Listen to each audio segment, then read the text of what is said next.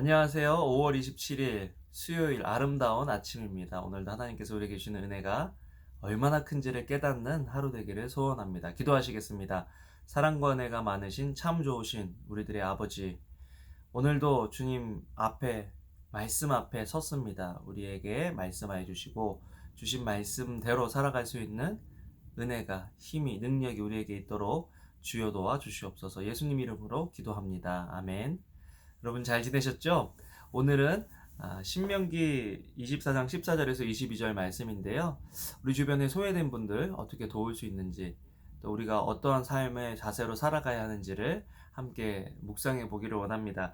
오늘 14절에 보면 공궁하고 비난한 품꾼은 너희 형제든지 내 땅 성문 안에 우고하는 객이든지 그를 학대하지 말며 그 품삯을 당연히 주고 해진 후까지 미루지 말라. 이는 그가 가난함으로 그 품삯을 간절히 바람이라. 힘들고 어려운 상황 속에 있는 사람들이 우리 주변에 있다라는 거죠. 그런데 이번에 코로나 바이러스 이 사태를 통해서 힘들고 어렵다는 얘기를 참 많이 듣거든요. 그런데 과연 우리는 우리 주변에 힘들고 어려운 사람들에 대해서 얼마나 많이 알고 있을까?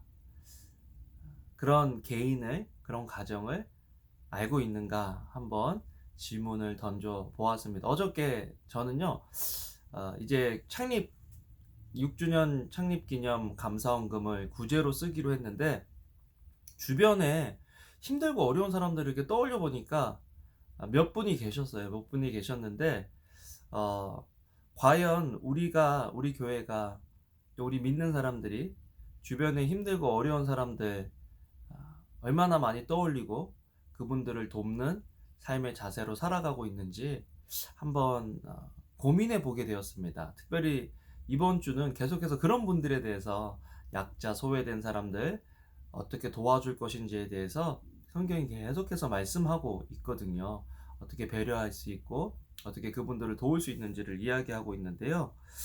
이게 우리의 삶의 자세가 되면 좋겠다. 사실 저는 개인적으로 지금 어르신들 두세 분 전화 연락을 드려서 일주일에 한 번씩 장을 봐드려요. 코스코에 가서 장을 봐드리고, 또 주변에 힘들다는 분들이 있으면 우리에게 주신 것들, 나에게 주신 것들을 조금씩 나누고 있는 그런 삶을 살아가고 있습니다. 참 조심스러운 말이긴 한데요. 이것이 우리에게 굉장히 중요한 일이 아닐까. 성경적인 지식이 늘어나고 교회에서 봉사하는 시간이 많다고 해서 우리가 잘 믿는다고 할 수는 없을 것이다. 조심스러워요. 굉장히 조심스러워요. 어떻게 얘기해야 될지 잘 모르겠는데, 예수님의 삶을 보면요, 우리는 결국 예수님을 닮아가는 삶이잖아요. 예수님을 닮아야 하는 삶이잖아요.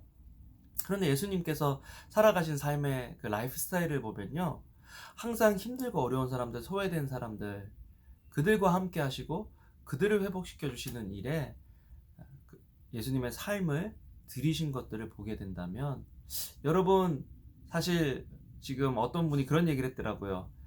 코로나 바이러스 시대에는 뭉치면 죽고 흩어지면 산다. 그런 얘기를 했더라고요.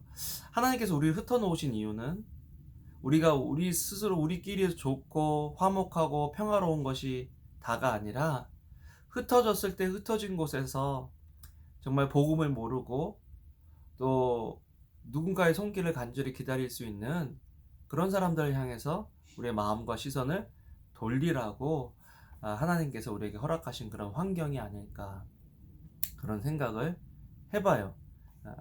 오늘 말씀을 보면서 18절에 보면요, 저는 그런 생각을 해봤어요. 영원한 강자도 없고 영원한 약자도 없다. 너는 애굽에서 종되었던 일과 내 하나님 여호와께서 너를 거기서 속량하신 것을 기억하라. 이러므로 내가 내게 이 일을 행하라 명령하노라. 명령한다. 여러분, 누군가를 돕는 거는요, 내가 그냥 형편이 되고 내가 그냥 하고 싶을 때 하는 것이 아니라, 이것은 주의 명령이다라는 것을 알아야 합니다. 그런데 오늘 내가 약하다고 낙심할 필요가 없고, 오늘 내가 강하다고 자만하고 교만할 필요도 없다라는 거죠. 여러분, 영원한 약자, 영원한 강자는 없는 거예요. 예수님께서도 이스라엘 백성들에게 너희가 종되었던 일, 약할 때가 있었다는 거죠. 하나님을 믿을 때 우리는 하나님 안에서 성장하고 또 하나님께서 우리에게 주신 삶의 목적이 있기 때문에 그 목적을 따라 살아가다 보면 천하 만민에게 복이 되는 그런 삶을 살아가길 원하시기 때문에 우리는 누군가에게 나누어 줄 수 있는 그런 사람들이 된다라는 거예요. 여러분, 결국 강자라는 것은 나눠주는 자가 강자죠. 쥐고 있는 자가 강자가 아닌 거예요. 우리의 시간, 우리의 마음, 우리의 물질을, 우리가 가진 것들을 누군가에게 나눠줄 수 있는 사람들은 강자입니다. 내가 소유가 없다고요? 괜찮아요. 누군가 힘들어하는 사람들 옆에 있어줄 수 있는 것, 정서적으로, 또 신체적으로, 감정적으로, 영적으로 옆에 있어줄 수 있는 것, 그분도 강자죠. 오늘 우리가 기억해야 될 것은 내가 강해졌을 때 기억해야 될 것이 있다는 것입니다. 두 가지입니다. 하나는 내가 약할 때가 있었다는 것을 기억해야 되고요. 또 다른 하나는 내가 강하게 되고 내가 나눌 수 있는 형편이 된 것은 하나님의 은혜라는 거예요. 내 하나님 여호와께서 너를 거기서 속량하실 것을 기억하라. 하나님이 해주셨다는 것을 기억할 때 우리는 누군가에게 나누어 줄 수 있다라는 거죠. 여러분, 사실은 지금 힘들고 어려운 사람들 우리 주변에 많고요. 얼마 전에 이렇게 창립 6주년 기념 감사원금을 구제원금으로 쓰기로 하면서 어려운 분들을 이렇게 알아보니까요, 신학생들과 또 주변에 있는 분들 가운데 어려운 분들이 몇 분 계시더라고요. 그래서 그분들을 도우려고 하고 있습니다. 내가 성도 여러분들께 이런 이야기를 하는 이유는 일단 우리가 그 일에 동참했다라는 거예요. 그리고 그 일을 교회가 허용했다라는 것입니다. 굉장히 중요한 일입니다. 중요한 일입니다. 여러분, 이것을 그냥 뭐 창립 기념일 때마다, 땡스기빙마다, 크리스마스 때마다 하는 행사라고 생각하지 마시고요. 이 일을 기점으로 이것이 우리의 삶의 자세가 되면 좋겠어요. 여러분들 계속해서 혹시 여러분 주변에 그런 힘들다는 사람 들려오거나 또 그런 사람을 봤으면 도와주는 저와 여러분 되면 좋겠고요. 혼자서 할 수 없다면, 그래서 공동체가 필요한 거잖아요. 저에게 알려주셔서 교회가 할 수 있는 일이 무엇인지를 함께 고민해보고 했으면 좋겠습니다. 여러분, 이런 얘기를 할 수 있는 여러분들이 계셔서요, 저 행복하고 감사해요. 여러분들 정말 고맙습니다. 우리 같이 도와주고 공동체를 세워나가는 이 일을 계속해서 해나갑시다. 사랑합니다.